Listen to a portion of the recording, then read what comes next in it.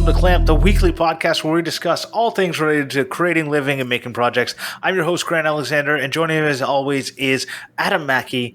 This week, Jesse was traveling for work and couldn't make the recording tonight, so we have a special guest.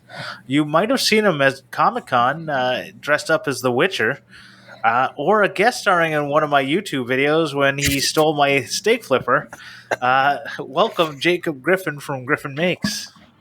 What's up, guys? Thanks for having me. Thanks for coming on. So why don't you tell everyone a little 30-second elevator pitch about who you are and what you do? I'm Jacob Griffin, or Griffin.Makes on Instagram and all the other things. I'm kind of into leatherworking, 3D printing, and I've made a few costumes and cosplays. Mm-hmm. Probably be dressing it up again here in June. If anyone's going to Fan Expo in Dallas, I'll be there. Nice. Are you going to Toronto Comic-Con? It's funny you mentioned that. We were thinking about doing that this year, and then we didn't plan far in advance, so like we should probably push that to next year. Oh, okay. But apparently the one up there, they have one in Toronto, and apparently that one's the huge one, like 200,000 people or something like that. Yeah, we have one in Ottawa where I live, and it's not as big. It's still pretty big. It's like a big event for Ottawa, but it's not a big event if you're from America. Well, yeah, it's like I go to this Texas one, and I think it gets up to like 50,000 people, but I haven't been to a single one of my local one. Oh, wow. Well, you should totally make it. Yeah. You got all the stuff. Yeah.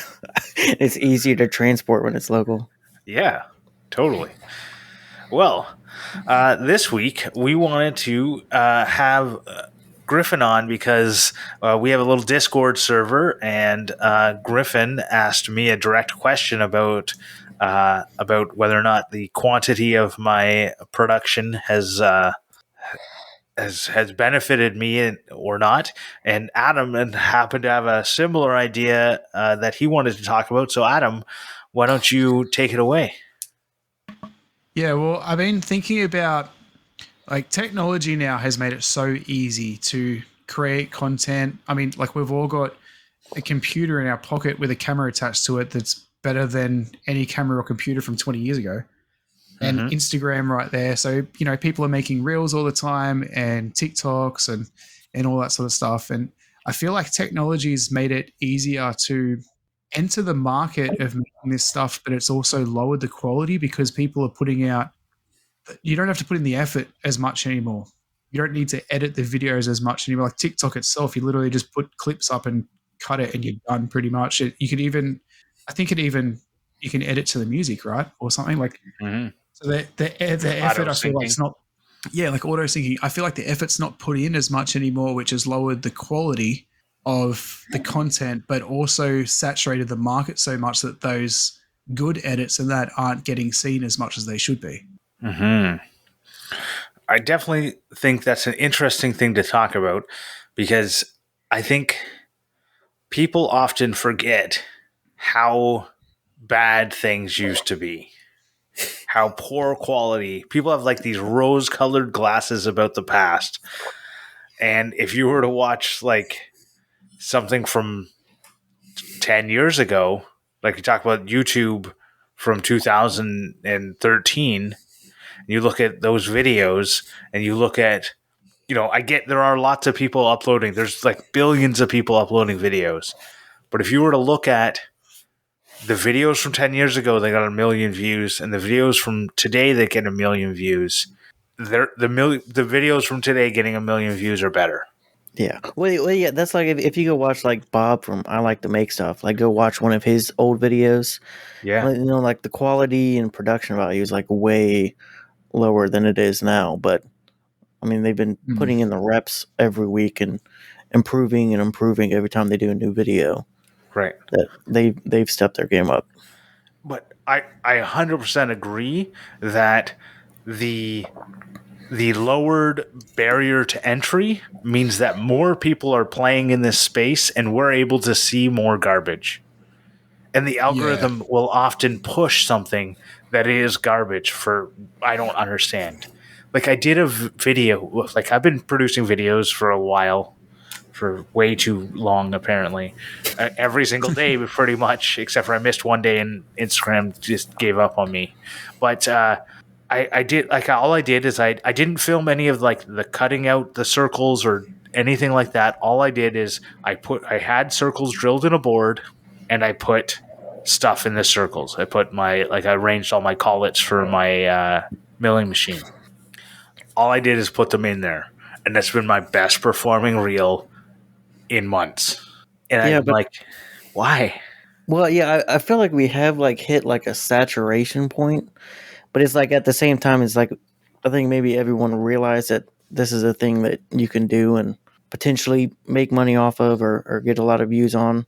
So like we're all kind of started at one point, and because it's so fresh and new, there hasn't been time for everyone to elevate themselves or the people that are putting in the reps to elevate themselves. Yeah.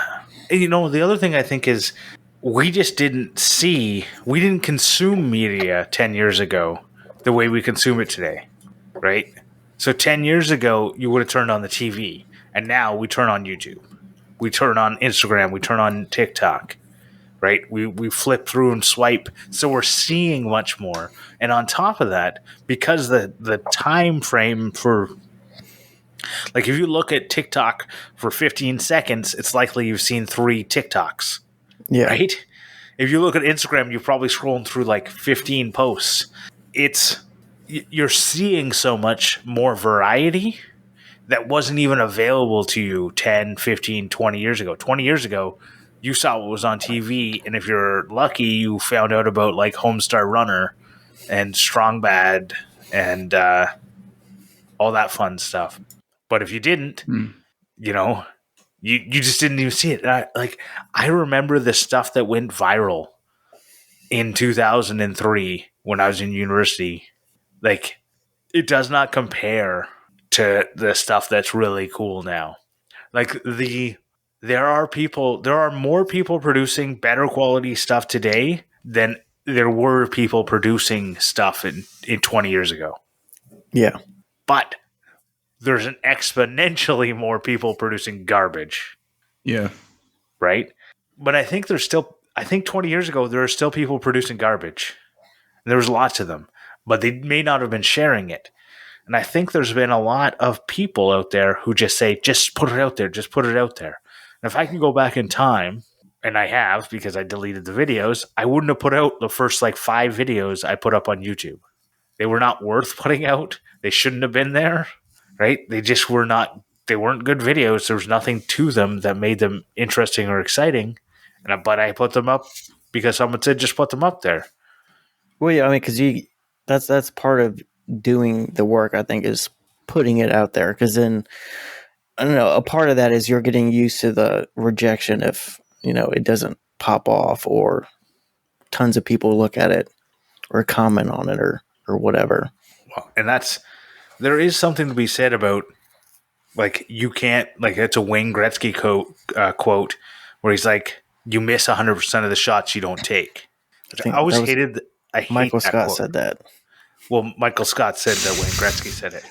I hated that quote growing up, mainly because Gretzky didn't play for a Canadian team, and he should have. Instead, he played for the Kings. But that's a whole thing. That's a whole thing in Canada. Uh, so, but the reason I really hated it is because it's logically stupid. It's a stupid quote because you don't miss any of the shots you don't take. If you miss 100% of them, but you also don't miss 100% of them because you didn't Yeah. take them, right? It's like I get what he's trying to say, and he is the great one, but I hated that quote. But yeah, well, it's like you can't score without shooting. You can't score without shooting is a great way of putting it. Yeah. And that's so true. And I know like there is a numbers game to be played with anything. And if you play enough numbers, you're going to win. If you play the lottery enough, you'll eventually win something, right? Yeah.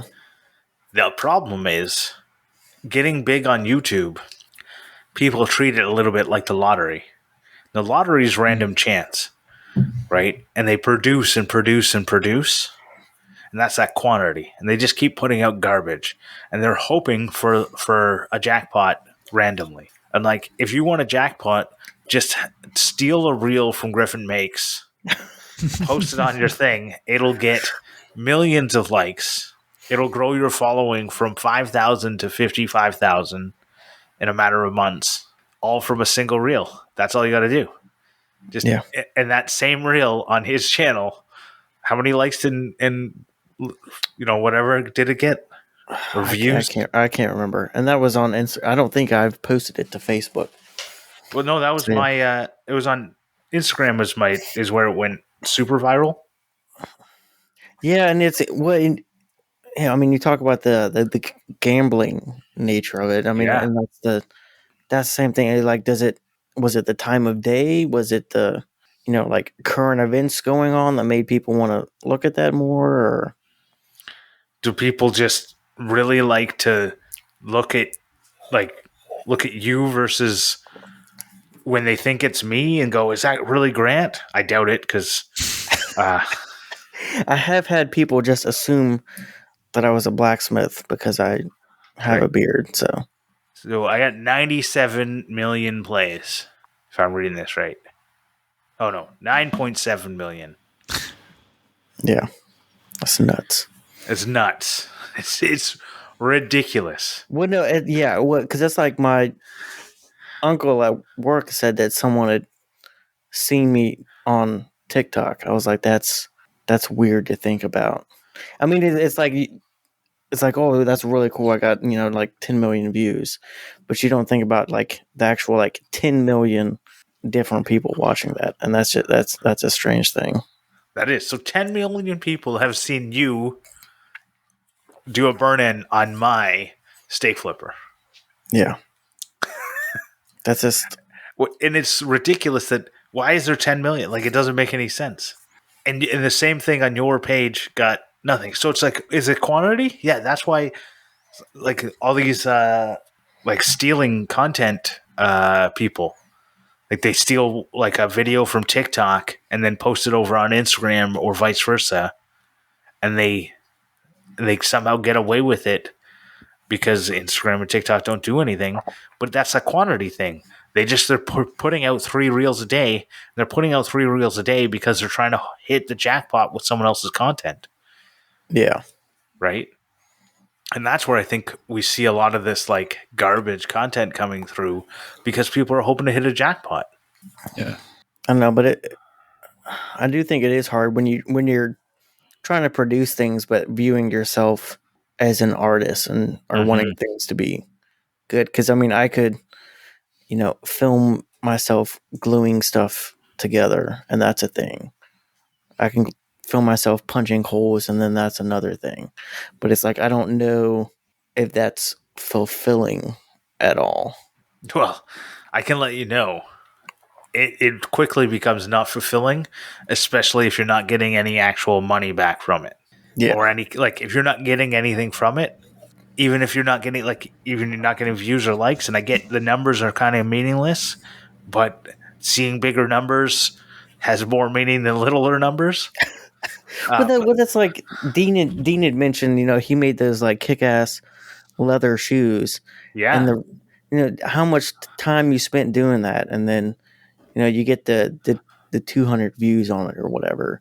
But I mean, at the end of the day, you still have that thing that you made that you can be proud of. Which I don't know. I feel like that means a little bit more when you're doing what we're doing and making things. Yeah. So when you kind of asked me this question on Discord, and when Adam was proposing the topic about, has technology made it so that people are producing more garbage?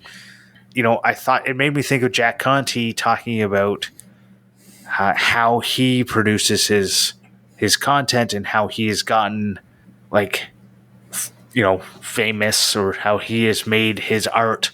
And he said like the amount of things he produces, like he needs to produce so many to get two good hits, right? And if you look at any not maybe A level, like super A level, like Taylor Swift's, but even Taylor Swift, you look, there's a lot of songs that one of the most renowned artists in the world currently, she has a lot of songs that people wouldn't even know were hers because they've never heard them before. Because she puts out like an album every single year, Yeah. right? And it's about quantity, right? Well, But I especially think now because it's like I don't think albums are as much of a thing as like, well, if you have a single pop off, then everyone's hearing the single. right. But what you're hoping for, and what they've been hoping for a long time, is that you have multiple singles on one album. Yeah. Right? But so that's like the Jack Conte thing. He was talking about how many paintings do we know of Van Gogh, right? Right. I know like 2 or 3 Van Gogh paintings. He produced thousands, right? How many Picassos or Dalis could you point out? Like I know of like 4 Salvador Dali paintings. There's like a melting clock, and there's like a person And the going elephant. like, I don't know, doing weird stuff. I always thought looked like my dad. The scream emoji. That guy's a different one, I think. Yeah. But I don't know to art. say, they didn't. We know that. It was But, coming as you know- soon as I said it. Yeah, that's the. But all that to say is that we don't know how much they produced and just crumpled up and threw out, right?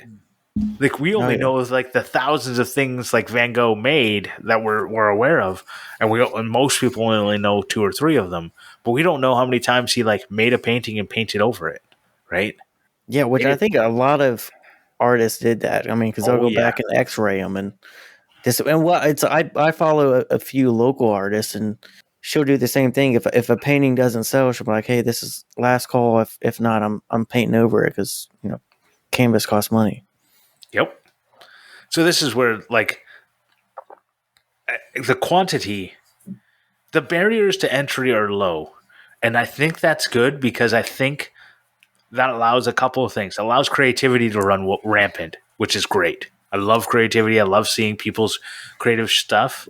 I think it also, at the same time, when barriers to entry are low, you end up with people trying to win the lottery on something, right?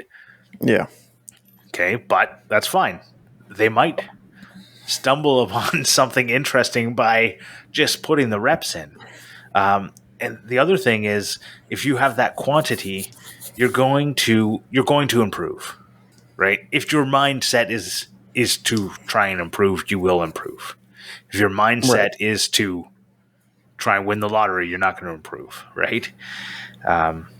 So I think your question on the Clamp Discord was like, did your producing a reel every single day for however many months I did that make me better in some way? And I definitely saw the days where I would try harder and produce what I thought were better reels did perform better. Right.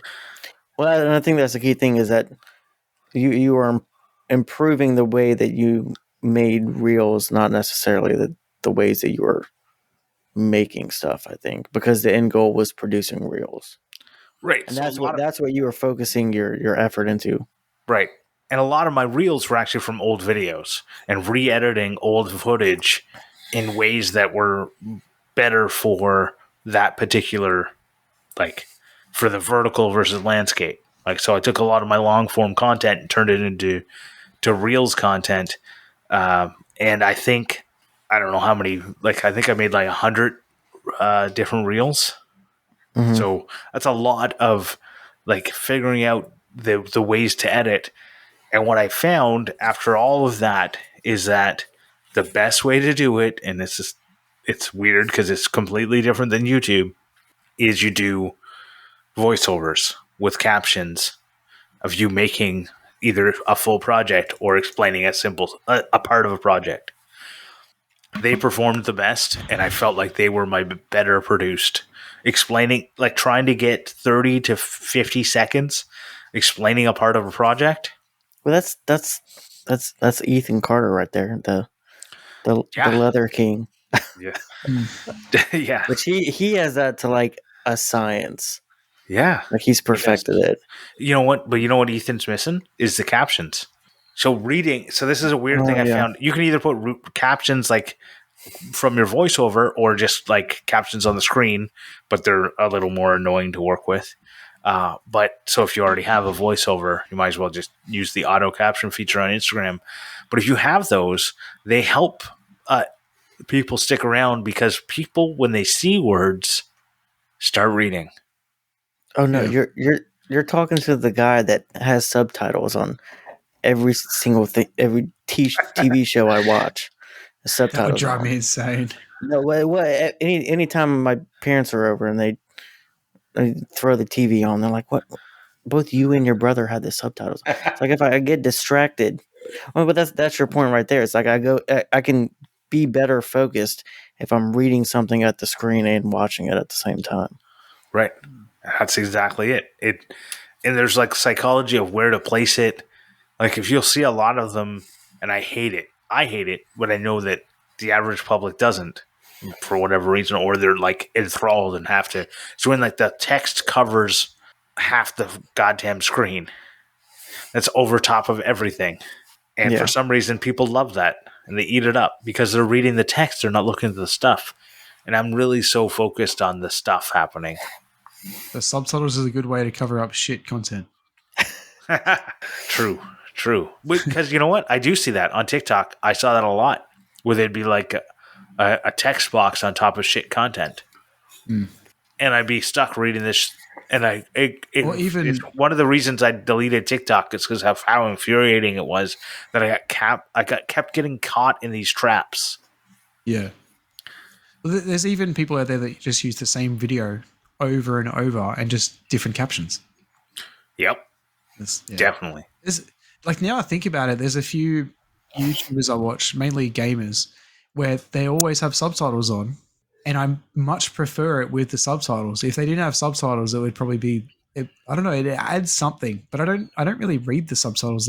Maybe I do subconsciously, I don't know, but I don't know, it would feel weird without them. Mm-hmm. Well, yeah, it's a thing drawing you into, focus more. Yeah. It's like if I go to the movies because it's your phone has to be off and you can focus on it. But if I'm like at home and you have so much stimuli coming in at you, I throw the subtitles on. That's one more thing I have to do, and you're less likely to scroll TikTok while you're watching a TV show or a movie or something. Well, yeah. Yeah. Especially like when you're so used to TikTok and that like quick, fast go, or even YouTube go, and then you turn on something dramatic and they're like slowly panning towards something and they're like holding on someone's face for like 5 or like, I don't know. It's probably not even 10 seconds. It's probably 3. It's probably 3 seconds, but to me, it feels like a goddamn eternity. Yeah. And I cannot, like, I can't deal with it anymore. My phone is in my hand without me realizing it. We were watching Handmaid's Tale. In the latest season of Handmaid's Tale, it was really slow, really dramatic. Like, and it was dramatic on purpose. And they were doing it for the drama because that's what was needed for the scene. And I get it. As a person who makes videos, I understand it. As a person who consumes videos, like short form content, I could not deal with it. It was so difficult to not want to pick up my phone in every single time they'd have a close in shot. Yeah. So, quality. I'll bring it back to the more reps you do, even if they're garbage reps, I think you'll get better. Right? Like if you went to the gym and did an 8-hour gym and all you did is do the bar, no weights, you would still end up at the end of the week being stronger than when you went in. Well, yeah, I think it's quantity with intent. Because I don't know, it's like if I want to improve, the way I stitch leather, I'll go and pick out a project that's a lot of hand stitching because Right. I'm practicing and you putting all of your intent in getting better at that one thing. All right. Um, Now, this is the question I wanted to ask you about because I know the way that you work, Griff, is that you often take on these big projects. The costumes are a big project.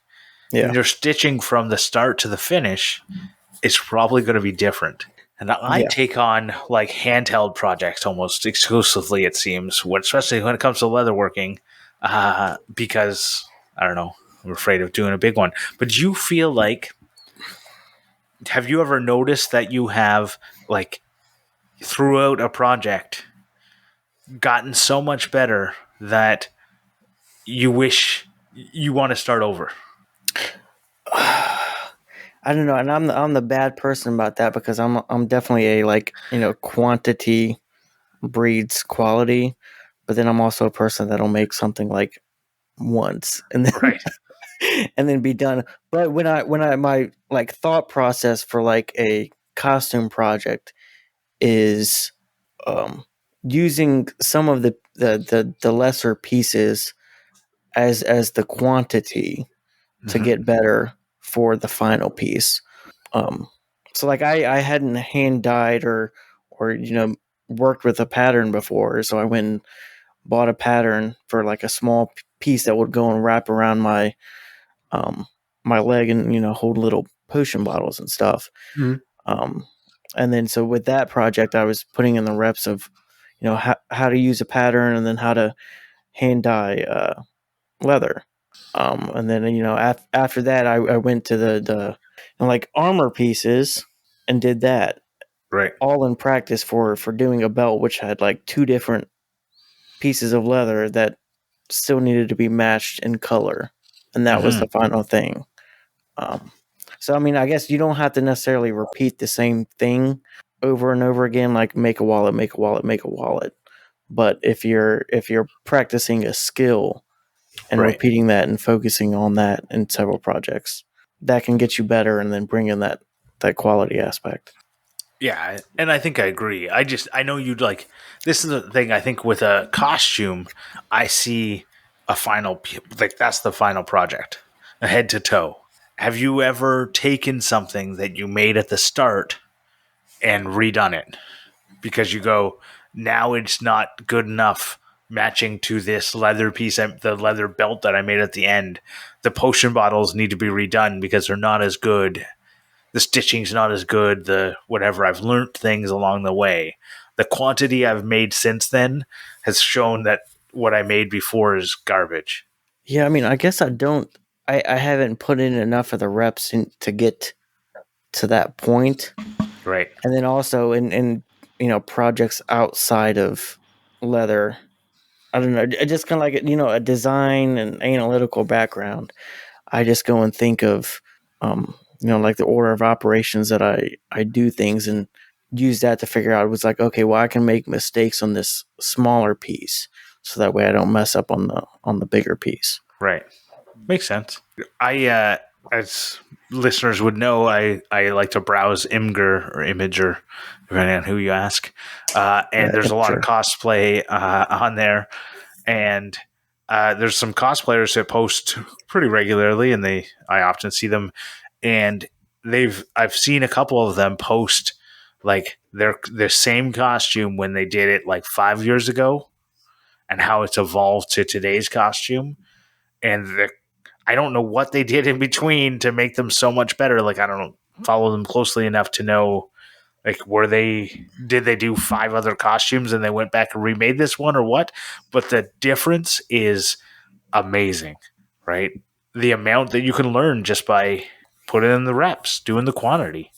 So I think to answer Adam's question about if technology lowers the barrier to entry, I think that's still a good thing, right? Even Yeah. if you think you're seeing a lot of garbage, you're seeing a lot of garbage because you're consuming a lot of garbage content. Do you think that the easier it is now to get into technology is helping those people make better projects? Like 5 years difference with those two costumes. Well, people have 3D printers and stuff now. Yeah. Didn't have Oh, those back then. would definitely, well, and even like online resources.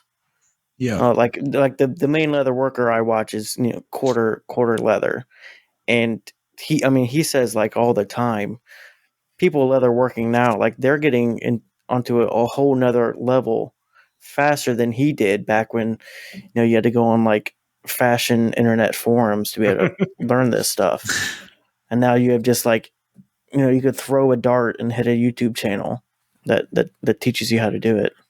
Right. And I'll say with that, the quantity of garbage out there or not A level, by consuming a bunch of B level, I know I learn more from watching YouTubers that are smaller often than the big ones, because I pick up on the things that are really good that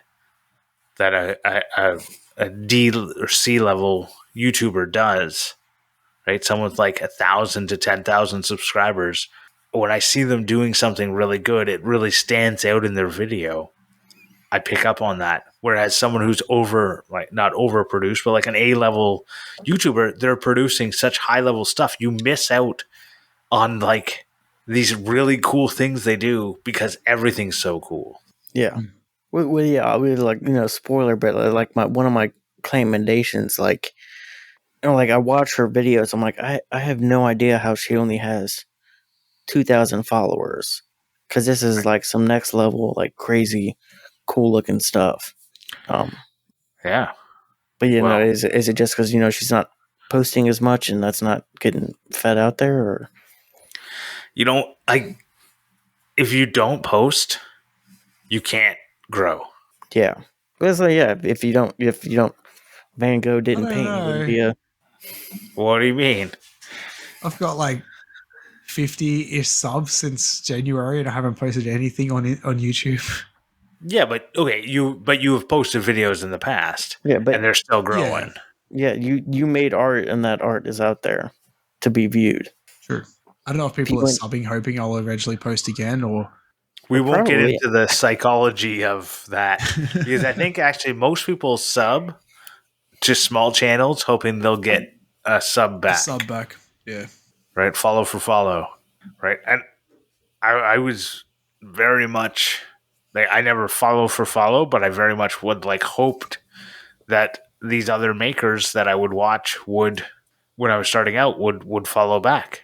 Right, like I wasn't one of the people who'd like follow and then a week later like check and unfollow people, because I know I had a lot of people who would do that to me back when I used to care. But like you get to a number where you no longer can keep up with how many people are following you. You can't do that anymore. And that's another, like, the quantity.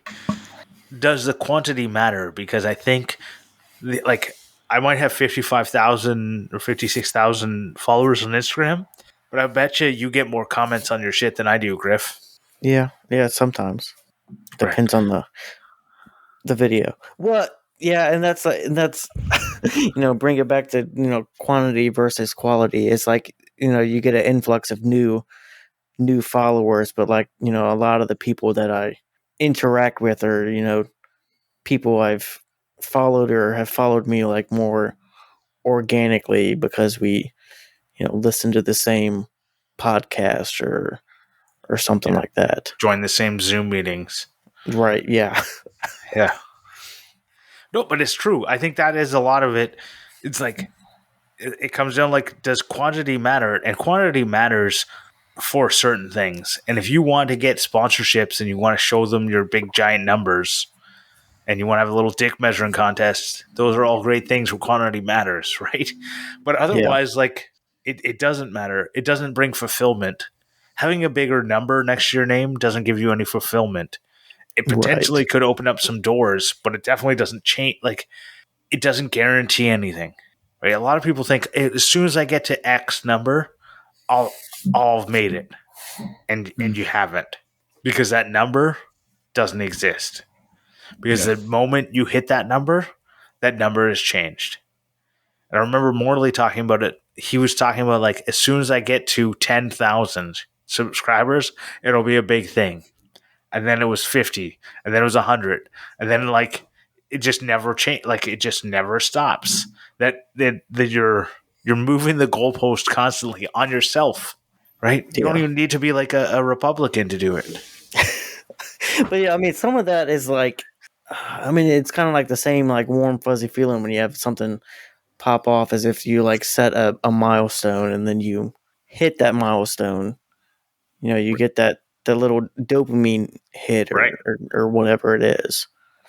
Right. So I remember I was at 1900 for like on Instagram. I was at 1900 followers for I was at there for like 6 months. Mm-hmm. It was so frustrating. I was like 1900. I'm like, it's nothing. Just can I get a couple more? Right. And then it was Yeah. like 1950. And I was like, come on. And then I had a reel pop off and I went to 3000 in a weekend. And now 2000 meant nothing because it Yeah. happened so fast. I didn't even get a screenshot of it. I didn't say thank you. I was at Maker Camp when it happened. Right. Like it happened while I didn't even have service. And it was just my phone was Yeah. blowing up with fucking likes and shit. And I was like, oh my God. Every time I'd pop into a service zone, I'd go and like check Instagram and it'd just be like, it was ridiculous. But as soon as I hit that, and then I stopped at like 3,500.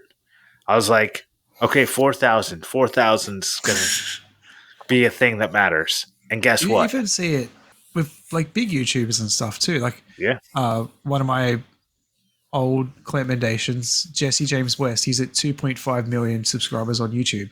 His video that he put out today is like he wants to hit 5 million by the end of the year. Like there's still that goal just nonstop. And as soon as he hits that 5 million, he'll be wanting to get 10 million. You know, Yeah. you're always gonna have that. And then for me, that magic number on Instagram was 2,000. Just because when I first started, posting and producing more things, um, Christy and Marion and Stephanie were doing a giveaway for them all hitting 2,000 around the same time. So there's like an emotional attachment to that number, and that's the only reason that number means anything. So I mean, if you put an attachment towards a number, then I guess that's the motivation to get there. I don't know. I haven't been posting to try and get to that number, so So I guess your attachment isn't as attached as you once thought. at the current moment. But you know what I am attached to? What's that? I'm attached to my Patreon supporters, especially the F-Clamp level ones, Vincent Ferrari from Digitally Creative, Scott from Dad It Yourself DIY, Joe Herdina, Rich from Low and Design, and David Wood from DW Wood Builds. We also have a new Patreon member this week, Presto's Timber Furniture. Go check them out. Thank you very much, everyone, for the support. If you want to join that list of people who get named out every single week, you can go join. There are currently a couple of spots open. Just head on over to patreon.com/clamp. And you can find the spots there. And if you go there, you'll also get access to our pre-show and after show, where we sometimes talk about some fun stuff. And you will also get a leather keychain made by me. And if you're watching the YouTube video, you would see I'm holding up one that I just finished making today. It's going to go in the mail and head on over to Australia soon. That one... it's the fun thing. And the last thing is there is going to be a monthly hangout in Discord. We have now a Discord server, and if you want access to that, send us a message on Instagram, or I guess you can comment on YouTube or anywhere else, and we'll figure out a way to find you the link. And you can do that. And we're going to have a Patreon-only Discord hangout every month. And if you're fast enough, our first one is actually 2 days. Yeah, 2 days after this episode comes out. Oh, yeah, there you go. Yeah, it's going to be on the first one's going to be on the first Tuesday of the. It's going to be the one day after this episode comes out. 1 day, yeah, sorry. Yeah, Tuesday the 2nd at 9 p.m. Eastern. So if you're a Patreon member and you haven't signed into the Discord and you want to come hang out with us, that's the time to come. And you got to make sure to connect the two. You do. And once you log into Discord, there is a pinned message that explains that to you. And if you have any questions about how to link it, we are happy to troubleshoot for you. And that means you, Dave Bauer. We see you in there without your special colored name. Yeah, your name turns blue if you're a Patreon member. Mm-hmm. and it's orange if you're a host. So if you'd like to be a host of Clamp, sorry, too late. We're full off. Now it's CLAMPmendations. CLAMPmendations. I'm going to be recommending that everyone check out Caleb over at You Can Make This Too. He put out a really cool and interesting video about dust collection and I don't like the clickbaity title, but whatever. It says we're wrong about dust collection, and despite that title, where I'm like, no, I'm right. I went and watched it anyways, and it was informative and interesting. And he had some, conclusions based on using an anemometer, basically a wind meter, and explaining why different you might actually be better for some tools to use a smaller like shop vac or whatever instead of using your giant 4-inch hose may not be the right solution for every tool. And why different things. Anyway, you got to go watch the video. It's it's a really interesting video to listen to. No, to watch. Cool. And one day, I'd like to get Caleb over on this very podcast. So if he's listening, reach out to us. My clampmendation for this week is actually a little bit of a cop-out because I don't have one. And it's the game I'm currently playing, which is PixArk. So I love Minecraft, like most people my age do. And I also love Ark. So PixArk is a mix of the two. And it's actually really fun. I've played it about 3 hours on stream the other day. Still don't know what the hell I'm doing. Can't work out. Apparently, I've got to find some letterboxes to get quests, but I can't work out where the letterboxes are. And then I died and rage quit. So that was fun. But yeah, it's really cool. Yeah. That's always fun to recommend a game where you rage quit. That sounds like one I'd like to play. It's not my kind of game. Well, since I'm the guest, I'm gonna take 2 clampmendations. All right, good. This week. The first one being Christine over at C Leather Crafts. Okay. She's been doing some like crazy leather tooled stuff with painting involved as well, which kind of got me into the mood. And I ordered got for my birthday a set of leather paint, so I hope to get into that in the near future. And then well, let's talk about leather paints before you jump into that other one. What is the difference between just paint and leather paint? Because I've just been using acrylic model paint. And I wonder, is there anything different? And you know what? You just got into it, so you have no clue. No, I would think leather paint is like similar to like what's in shoes, so it probably has a little more staying power. Okay. I suppose if you put finish over both of them, it probably doesn't make that huge of a difference. It might be maybe more flexible too. Yeah. I feel like a leather paint would be more of like a toner than a paint. It kind of sits on the surface. Because if you screw up, you can just kind of scrape it off and sand it off. That's the thought of sanding leather to me is just weird. It's the same as wood, but different. I know, but it just like in my mind, it doesn't. It smells worse. All right. So that's C Leather Crafts. C Leather Crafts, yeah. And then kind of going into our like quantity and quality and community discussion, I'll say the second one is Makers, which is coming up soon with P.L. Smith, Priscilla, and Luke. Mm-hmm. I don't know, just watching their stories, I think they've both put in a lot of effort for this year. So I'm excited to see how it goes and what new people I can meet. Have they put out the prompts yet? If you follow their newsletter, they'll email you the prompts. Yeah. It feels like only yesterday that we were recording last week's Griffin.Makes episode with them. What? How has it been a year already? Yeah. Well, and that's like part of mine. It's like I keep thinking I'm going to get back into posting for a while, and then I'm like, should I also just save my mental energy for Makers because it's posting every day for a month, but I don't know. All the years I've done it, you meet some cool people, and I think you get in the community and back to what Instagram used to be like a couple years ago. Yeah. I think Every year I say Instagram, I'm going to do like, it, but I that's never do. rose-colored glasses there, Griff, because Instagram is just as amazing as it once was. The problem is that you have so much more quantity now that you're not seeing the quality. Yeah. Yeah. I have heard that Instagram's trying to go back to their old ways. Totes my goats for shizzle. So now we're going to go on to the Ask Us Anything. Oh. This one comes from DW Wood Builds. And what material do you want to work with, but are afraid to? I'll start off. I'll say metal shaping. I went and bought. I was gonna make some metal armor pieces, like some like arm guards, and I've had that sheet of aluminum sitting in a cubby for probably over a year now. Sounds about right. Yeah, well, it's like I'd like done blacksmithing and stuff. Just I feel like metal shaping is a different animal.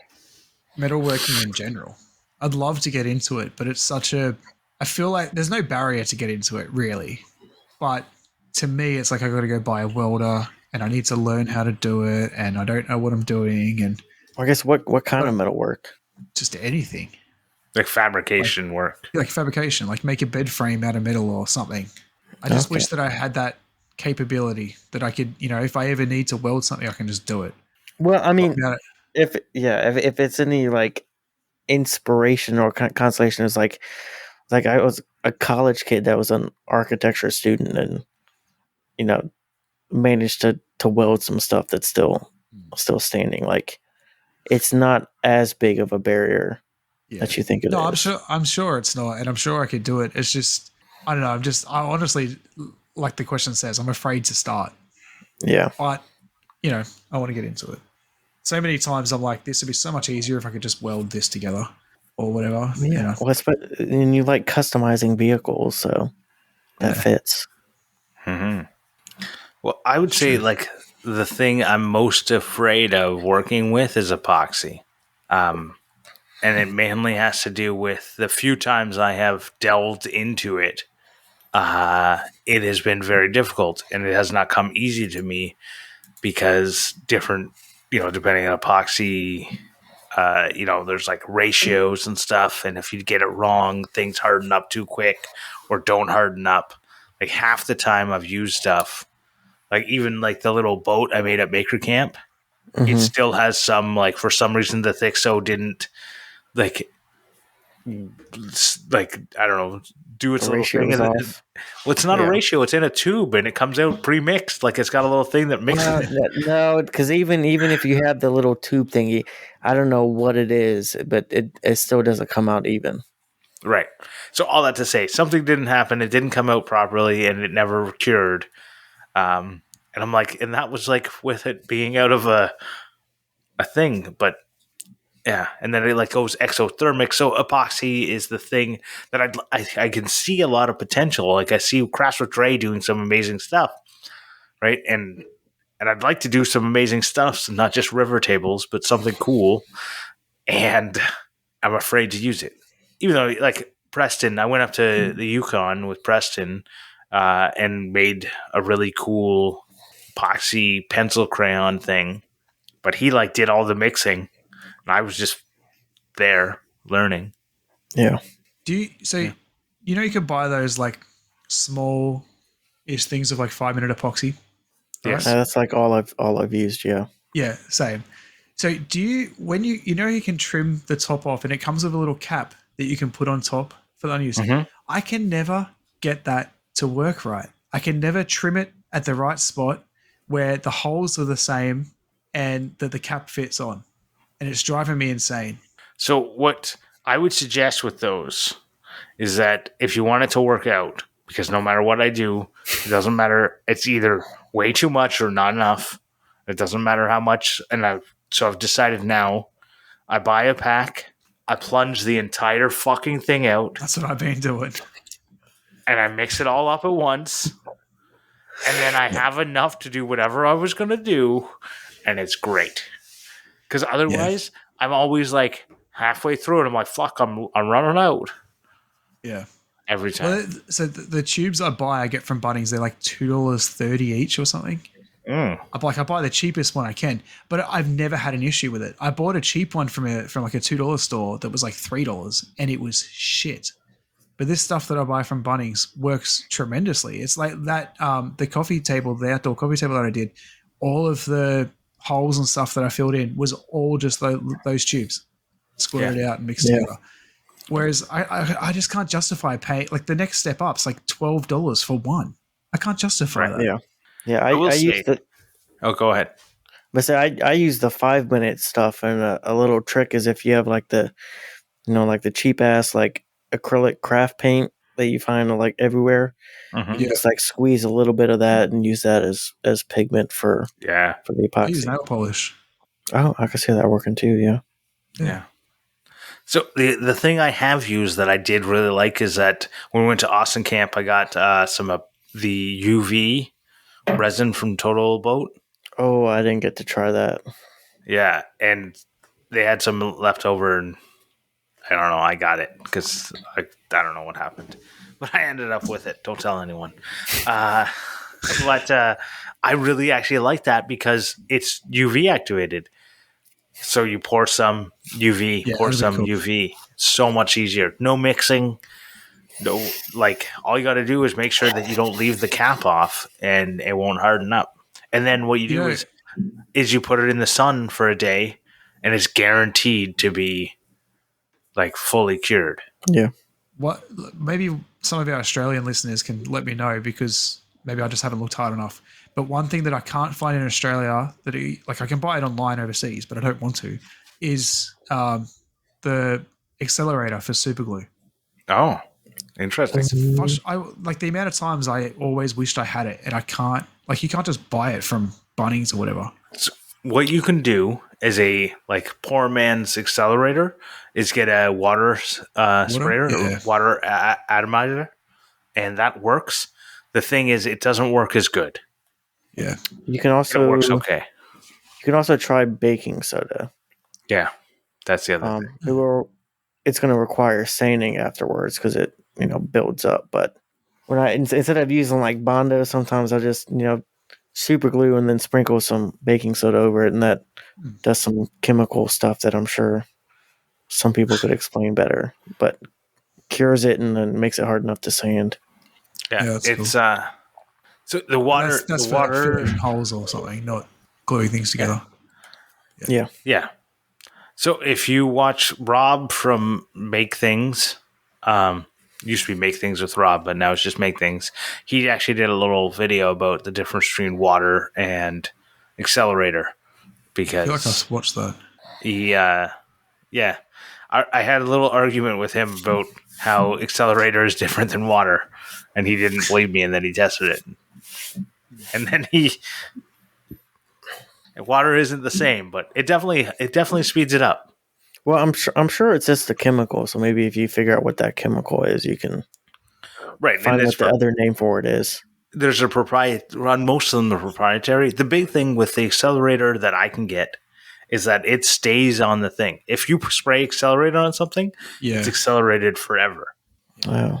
So you can spray the accelerator on the one part, put this, and you can 24 hours later come back, put the super glue on the other part, and it goes together and accelerates it. So there's some sort of chemical on there. But then also the CA glue that I see like in videos and stuff, that's different to super glue, right? No. Same thing. Okay.